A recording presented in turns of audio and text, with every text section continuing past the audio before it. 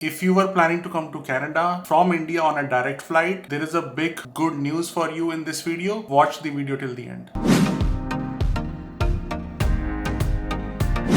If you are watching the video and you haven't subscribed the channel, please do so that YouTube algorithm knows that you are interested in Canada immigration videos and it shows you on your YouTube feed. Let's start with the video. You know that in April 2021, second wave of COVID was spreading like crazy in India. That was the biggest reason why Canada pulled all the air links between India to Canada and also took a tough stance that they will not accept RT-PCR tests from India and insisted to do those tests from third country if people were planning to come to Canada. But now the good news is that the travel ban after 5 months has been lifted. Direct flights from India to Canada and Canada to India will start operating. First flight from Toronto to India directly will start on Monday. That will be Air Canada flight. Air India will also start their direct flights, but there is no specific date. But they have also announced it that flights from Canada to India, India to Canada will also start by Air India. After lifting this ban for direct flights, there are some new requirements. So listen to them carefully if you're planning to come from India to Canada on a direct flight.